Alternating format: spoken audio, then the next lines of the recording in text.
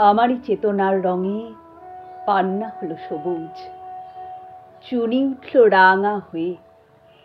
আমি চোখ মেললুম আকাশে, জ্বলে উঠল আলো পূবে পশ্চিমে।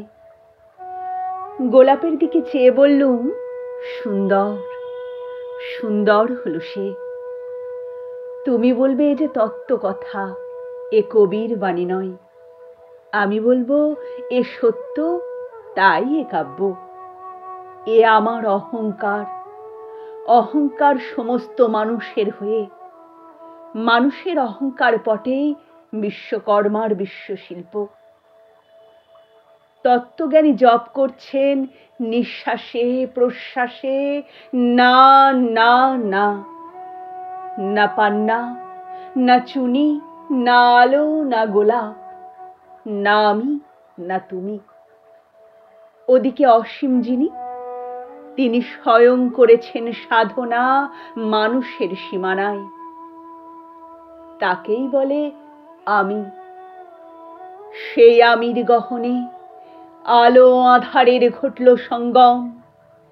দেখা দিল রূপ, জেগে উঠল রস, না কখনো ফুটে ওঠে হলো হাঁ। মায়ার মন্ত্রে, রেখায় রঙে, সুখে দুঃখে। একে বলো না তত্ত্ব, আমার মন হয়েছে পুলকিত। বিশ্ব আমি রচনার আসরে হাতে নিয়ে তুলি, পাত্রে নিয়ে রং। পণ্ডিত বলছেন বুড়ো চন্দ্রটা নিষ্ঠুর চতুর হাসি তার। মৃত্যুদূতের মতো গুঁড়ি মেরে আসছে সে পৃথিবীর পাঁজরের কাছে।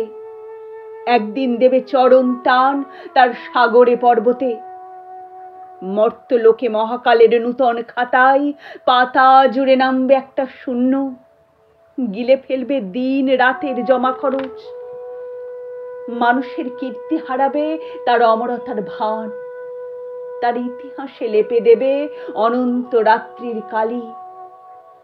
মানুষের যাবার দিনের চোখ বিশ্ব থেকে নিকিয়ে নেবে রং। মানুষের যাবার দিনের মন ছানিয়ে নেবে রস। শক্তির কম্পন চলবে আকাশে আকাশে, জ্বলবে না কোথাও আলো। বিনাহীন সভায় যন্ত্রীর আঙুল নাচবে, বাজবে না সুর। সেদিন কবিত্বহীন বিধাতা একা রবেন বসে নীলিমাহীন আকাশে। ব্যক্তিত্ব হারা অস্তিত্বের গণিত তত্ত্ব নিয়ে।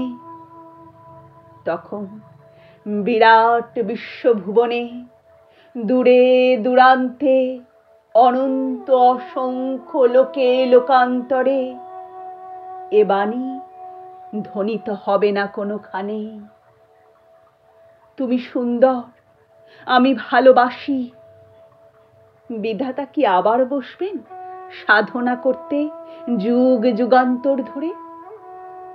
প্রলয় সন্ধ্যায় জপ করবেন, কথা কও কথা কও, বলবেন বলো তুমি সুন্দর, বলবেন বলো আমি ভালোবাসি।